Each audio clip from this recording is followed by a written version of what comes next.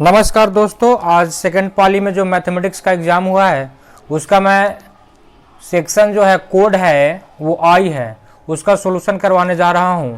तो आप जल्दी से मैच कीजिए और बताइए कितना सही हुआ है।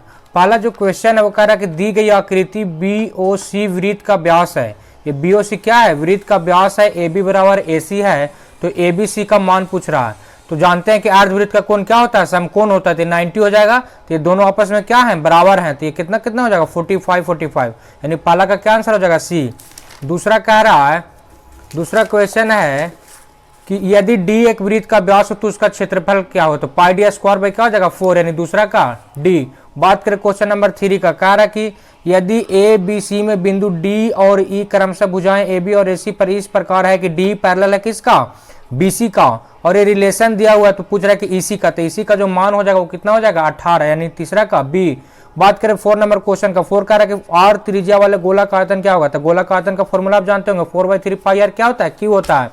यानी जो 4 का क्वेश्चन नंबर क्या हो जाएगा? A सही हो जाएगा। बात करें 5 का, कह रहा है कि दो खंभा के 13 और 7 मीटर ऊंचाई दिया हुआ है, समतल जमीन पर ऊर्ध्वाधर खड़े, यदि उनके पादों के बीच की दूरी, यानी बीच की दूरी नीचे वाला दिया हुआ 8, तो जब आप बनाइएगा तो उसका आंसर क्या हो जाएगा? 10, यानी 5 का ए। बात करें क्वेश्चन नंबर 6 का, माध्य माध्यिका और बहुलक में रिलेशन पढ़ना है। रिलेशन होता है कि माध्य माइनस बहुलक बराबर 3 गुने माध्य माइनस 3 गुने माध्यिका। तो इसको आप जब सोल्व कीजिएगा तो 6 का ए आ जाएगा। बात करें इस क्वेश्चन नंबर 7 का, 16 कह रहा है कि 16 का मिलान चिन्ह लिखे। तो मिलान क्या होता है? जब 4 ठो खींच कर इसको काट दिएगा तो कितना हो जाएगा? 5। तो 5 5 10 5 15 16, यानी 7 का क्वेश्चन नंबर 7 का आंसर हो जाएगा बी। बात करें क्वेश्चन नंबर 8 का, कह रहा है कि साइन थीटा का मान दिया हुआ y, तो कॉस थीटा का मान पूछ रहा था, हो जाएगा √y minus 1 minus Y square, यानी 8 का हो जाएगा आंसर जो हो जाएगा वो सी हो जाएगा। बात करें 9 का, कह रहा है कि किसका कथन न्याय कि दो समकोणिक त्रिभुजों में उनकी संगत भुजाओं का अनुपात समान रहता है। तो ये थेल साहब कहते हैं। कौन साहब कहते हैं? थेल साहब। 9 का आंसर जो होगा बी हो जाएगा। बात करें 10 का, एक वृत्त का परिधि दिया हुआ 132 सेंटीमीटर, तो इसका जब फॉर्मूला परिधि दिया हुआ है ना तो 2 पाई आर लगाइएगा, 2 पाई आर बराबर ना परिधि होता है, तो निकालिए तो कितना आ जाएगा? 21 सेंटीमीटर आ जाएगा, यानी 10 का आंसर क्या हो जाएगा? डी हो जाएगा। आप हमको कमेंट करके बताइए कितना आपका सही हुआ और शेयर कीजिए। कह रहा क्वेश्चन नंबर 11, समानांतर श्रेणी दिया हुआ, कह रहा कि इसका कौन सा पद ऋणात्मक होगा? तो इसका कौन सा पद ऋणात्मक हो जाएगा? 7वां पद। जैसे 25 20 15, यानी 5 5 घटा तो 5 घटाइए, 15 में से 5 जाएगा तो 10, 10 में से 5 जाएगा तो 5, 5 में से 5 जाएगा तो 0, 0 में से 5 जाएगा तो -5, ये वाला ना होगा। तब जोड़िए 1 2 3 4 5 6 7, 7 नंबर क्या होगा? नेगेटिव, यानी 11 का कौन हो जाएगा? बी। बात करें 12 का, कह रहा कि निम्नलिखित में कौन समानांतर श्रेणी में नहीं है? तो कौन नहीं है? तो 12 का सी हो जाएगा। 13 का, 13 कह रहा कि एक्स एच से बिंदु 3 6 की दूरी क्या है? तो ये पहला वाला क्या होता है? भुज होता है, यही ना दूरी हो जाएगा। तो 13 का कौन हो जाएगा? ए। 13 का आंसर ए। बात करें क्वेश्चन नंबर 14 का, कह रहा कि किस पद में स्थित है? तो दोनों पॉजिटिव है, दोनों पॉजिटिव यानी धनात्मक है, तो कौन पद में होगा? प्रथम पद में। 14 का ए। 15 को कह रहा है कि दो को कोऑर्डिनेट दिया हुआ है ए और बी, कह रहा है कि मिलाने वाली रेखाखंड के मध्य बिंदु के नियामक क्या होंगे? तो नियामक आप जानते होंगे x1 + x2/2 y1 + y2/2, जब कीजिएगा तो 2 और -1 आ जाएगा। 15 का क्वेश्चन, 15 का जो आंसर हो जाएगा सी आ जाएगा। कह रहा है मूल बिंदु से ए और बी की दूरी ज्ञात कीजिए, तो √a² b² हो जाएगा, यानी 16 का क्या हो जाएगा? ए। बात करें क्वेश्चन नंबर 17 का, कह रहा है कि यदि बिंदु K2 ये 3 को बिंदु का क्या दिया हुआ है? कोऑर्डिनेट दिया हुआ है, यानी नियामक दिया हुआ। कह रहा है कि संरेख है, तो संरेख का फॉर्मूला लगाइएगा तो आंसर कौन हो जाएगा? -63, यानी 17 का क्या हो जाएगा? सी। बात करें क्वेश्चन नंबर 18 का, यदि दो समरूप त्रिभुजों के क्षेत्रफलों का अनुपात 25:64 है तो इनको भुजाओं का अनुपात √, इसका कर देते तो 5 क्या हो जाता? 8, यानी 18 का सी। बात करें क्वेश्चन नंबर 19 का, यदि कह रहा है यदि त्रिभुज के तीनों शीर्ष का क्या दिया हुआ है? नियामक दिया हुआ है, तो ये परिमिति पूछ रहा है, तो परिमिति निकालिएगा तो क्या आ जाएगा? 24, यानी 19 का आंसर जो हो जाएगा क्या हो जाएगा? सी। बात करें क्वेश्चन नंबर 20 का, तो 20 में रिलेशन दिया, आप जानते होंगे समकोण त्रिभुज में कि कर्ण का स्क्वायर अन्य दो भुजाओं के वर्गों के योगफल के बराबर होता है, यानी AB का स्क्वायर बराबर BC का स्क्वायर प्लस CA का स्क्वायर। तो जब इसको आप निकालिएगा तो जो सी आएगा वो क्या आ जाएगा? कर्ण के सामने वाला एंगल कितना डिग्री का होता है? 90 डिग्री का, यानी सी कितना डिग्री का हो जाएगा? 90 डिग्री का, यानी 20 का आंसर जो हो जाएगा बी हो जाएगा। क्वेश्चन नंबर 21 के बात करें, यदि एक घनाभ की लंबाई चौड़ाई ऊंचाई दिया हुआ है तो विकर्ण निकालना है। विकर्ण के बराबर फॉर्मूला क्या होता है? √a² b² c², यानी तीनों भुजाओं का वर्गों का जब रूट निकालिएगा तो आ जाता है, कितना आंसर हो जाएगा? 10√2, यानी 21 का ए। बात कर क्वेश्चन नंबर किसका? 22 का, तो 22 पूछ रहा है कि यदि किसी घटना की संभावना P यानी प्रायिकता P दिया हुआ है तो पूरा घटना की संभावना क्या हुई, तो 1 माइनस P, यानी 22 का क्वेश्चन आंसर जो हो जाएगा D हो जाएगा। बात करें 23 का, दिया हुआ है आंकड़ा दिया हुआ, इसका परिसर निकालना था। परिसर बराबर आप जानते होंगे उच्चतम माइनस उच्च सीमा माइनस निम्न सीमा। जब कीजिएगा तो इसमें उच्च सीमा यानी जो सबसे बड़ा है वो 81 और सबसे छोटा क्या है 12। तो जब इसको आप सब्ट्रैक्ट कीजिएगा घटाइएगा तो आ जाएगा कितना 16, यानी 23 का आंसर क्या हो जाएगा डी। बात करें 24 नंबर क्वेश्चन का, कह रहा है कि यदि किसी घन का प्रत्येक किनारा L है तो इसका संपूर्ण पृष्ठ क्या हो जाएगा 6L² यानी 24 का बी। बात करें क्वेश्चन नंबर 25 का, तो 25 दिया हुआ है आंकड़ा दिया हुआ, बहुलक निकालना था। बहुलक किसको कहते हैं, जो सबसे ज्यादा बार आता है। सबसे ज्यादा बार कौन आया 9 आया, यानी 25 का आंसर बी हो जाएगा। बात करें क्वेश्चन नंबर 26 का, निम्नलिखित में कौन केंद्रीय प्रवृत्ति की माप नहीं है, तो माध्यक जो है ना उसमें बहुत सा असंतुष्ट है, यानी वैज्ञानिक उससे संतुष्ट नहीं हो पाते, गणिता के संतुष्ट नहीं हो पाते, यानी उसको गलत काटा गया, यानी 26 का बी आंसर हो जाएगा। बात करें 27 का, कह रहा है कि निश्चित घटना की प्रायिकता होती है, तो निश्चित घटना की प्रायिकता क्या होती है 1, यानी 27 का आंसर हो जाएगा सी। बात करें 28 का, क्या है यदि शंकु की त्रिज्या और तिर्यक ऊंचाई दिया हुआ तो आप फॉर्मूला जानते होंगे pi R into R plus L, जब बनाइएगा तो 1276 आ जाएगा, यानी 28 का ए हो जाएगा। बात करें क्वेश्चन नंबर 29 का, दो वृत्तों को परिधियों का अनुपात दिया 3:4 और क्षेत्रफलों का अनुपात पूछा तो इसका वर्ग कर देते, तो 3 3 9 4 4 16 यानी 9:16 यानी 29 का जो आंसर हो जाएगा बच्चों वो कितना हो जाएगा डी। बात करें क्वेश्चन नंबर 30 का, दी गई आकृति दिया हुआ है, दो एंगल दिया हुआ, तो ये एंगल पूछ रहा है। तो आप जानते हो कि समानांतर चतुर्भुज के आमने सामने की जो एकांतर कोण होते हैं, समानांतर चतुर्भुज में एकांतर कोण क्या होते हैं बराबर होते हैं। तो ये 70 है, 23 70 हो जाएगा, 70 55 कितना हो जाएगा 125, 180 में से घटा दीजिए 55 आ जाएगा, यानी 30 का आंसर कौन हो जाएगा सी। बात करें क्वेश्चन नंबर 31 का, कह रहा है कि 45 और 60 का मासक कोई तो डिवाइड आप बना ही लिए होंगे, 31 का क्या हो जाएगा डी। बात करें क्वेश्चन नंबर 32 का, कह रहा है कि Y square minus 6 Y plus 8 का घात है, तो घात कितना है सबसे ज्यादा पावर होगा ना, तो वाई स्क्वायर है यानी 2 पावर है, तो 2 आंसर हो जाएगा, यानी 32 का ए हो जाएगा। 33 का 0.7, इसको रेकरिंग जो दिया हुआ उसको कुछ नहीं करना, 7/9 लिख देना था, यानी 33 का ए। बात करें 34 का, कह रहा है कि ये समीकरण दिया हुआ f1 का मान क्या होगा, तो x के जगह पर 1 रख देना था, 0 आ जाएगा, यानी 34 का ए। अब रख के देखेगा आ जाएगा पाई/3 का क्या है, तो का परिमेय संख्या है 35 का बी। बात करें क्वेश्चन नंबर 36 का, कह रहा है कि द्विघात समीकरण द्विघात बहुपद y स्क्वायर 3y प्लस 2 के शून्यकों का योग है, तो शून्यकों का योग बराबर आप फॉर्मूला जानते होंगे alpha plus beta by 2, alpha plus beta by 2 alpha plus beta by 2, तो 3 बाई क्या हो जाएगा, यहाँ कुछ ना है -3 हो जाएगा, यानी 36 का डी। बात करें क्वेश्चन नंबर 37 का, कह रहा है कि 8 के पावर 0 गुने 2 के पावर 0, तो कोई भी संख्या का पावर जब 0 का तो उसका वैल्यू कितना हो जाएगा 1, तो 1 में 1 से गुना कीजिएगा तो कितना जाएगा गुणनफल 1, यानी 37 का क्या हो जाएगा बी। बात करें 38 का, तो 38 का कह रहा है कि इसको केवल तो मल्टीप्लाई करना था, ये तो आप बना ही लिए होंगे, यानी 38 का हो जाएगा डी। 39 का बात करें, कह रहा है कि दो समीकरण दिया हुआ इसके हल पूछ रहा था, तो जब हल करिएगा आप तो क्या आ जाएगा x बराबर 0 y बराबर 0, यानी क्वेश्चन नंबर 39 का आंसर हो जाएगा बी। बात करें क्वेश्चन नंबर 40 का, तो समानांतर श्रेणी में दिया हुआ इसका सर्वांतर निकालना, तो सर्वांतर बराबर क्या होता है द्वितीय पद माइनस प्रथम पद है, द्वितीय पद माइनस प्रथम पद कीजिएगा तो आ जाएगा कितना 2/4 यानी 1/2, यानी 40 का आंसर हो जाएगा 1/2, यानी 40 का आंसर जो हो जाएगा सी हो जाएगा।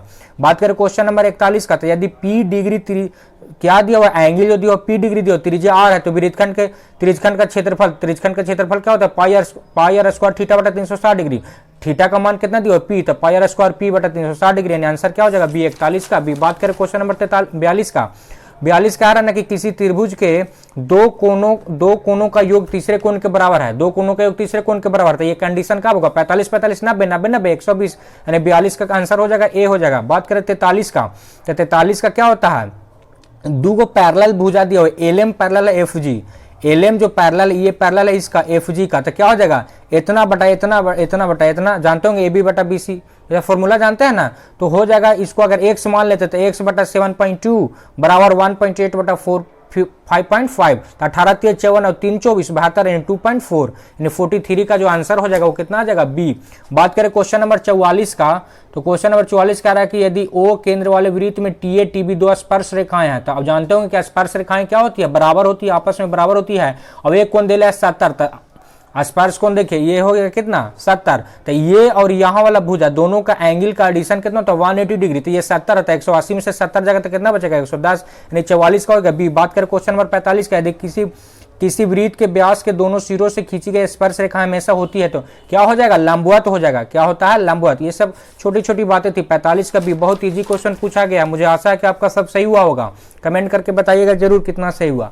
देखिए अब कह रहा है कि यदि एल पैरेलल है एम का, ये जो साइड है एल वो पैरेलल है किसका, एम का। तो आप जानते हो कि ये जो संगत कोण है आपस में क्या होते हैं, बराबर होते हैं। तो जब दोनों को इक्वेट करना था, इक्वेट कीजिएगा तो अल्फा इज इक्वल टू कितना आ जाएगा 20 डिग्री, यानी 46 का आंसर हो जाएगा सी। बात करें 47 नंबर क्वेश्चन का, कह रहा कि 6 सेंटीमीटर त्रिज्या वाले वृत्त के केंद्र से 10 सेंटीमीटर दूरी, ये तो हाइपोटेनस वाला था, तो कर्ण का स्क्वायर वर लंब का स्क्वायर प्लस आधार का स्क्वायर करते तो आ जाता। तो 47 का क्या हो जाएगा, बी। बात करें क्वेश्चन नंबर 48 का, तो देखिए cos 37 को हम लोग लिख सकते हैं sin 53, और sin से sin काट जाएगा, यानी क्या हो जाएगा 2, यानी 48 का जो आंसर हो जाएगा हमारा वो कौन हो जाएगा, डी हो जाएगा।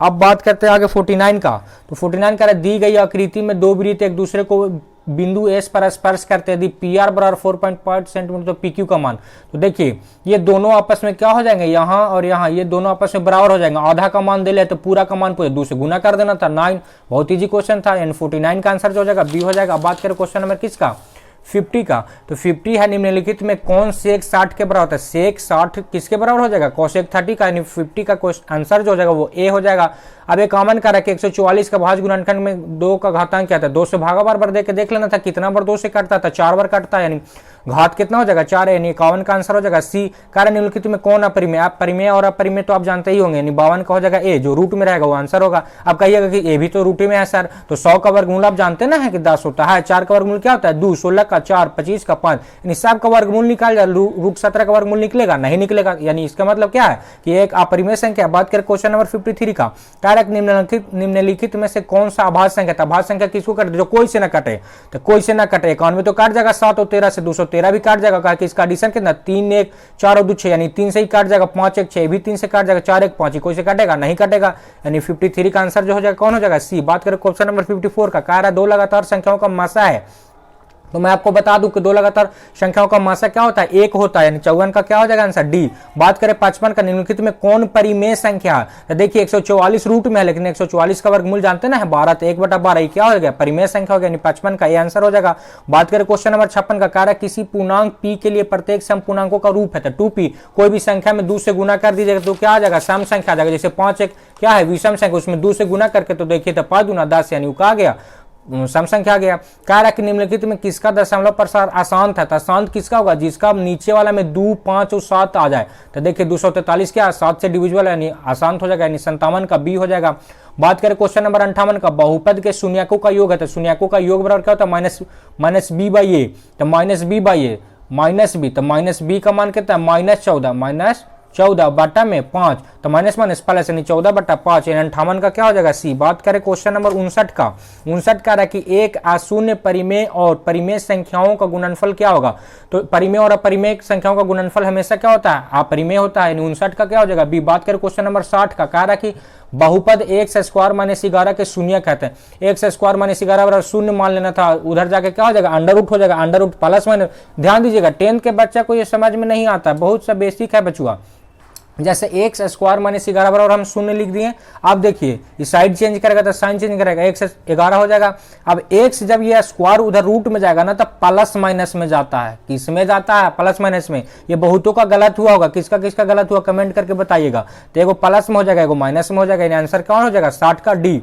बात करें 61 नंबर क्वेश्चन का, तो कह रहा है कि दिए गए समकोण त्रिभुज में AB बटा AC है, तो देखिए ये भी आप लोग का बहुत गलत होता है, बेसिक है। जहां का एंगल बात करेंगे, जहां पर के एंगल बात करेंगे जिसमें स्पर्श करेगी ना वो बेस होता है, क्या होता है बेस।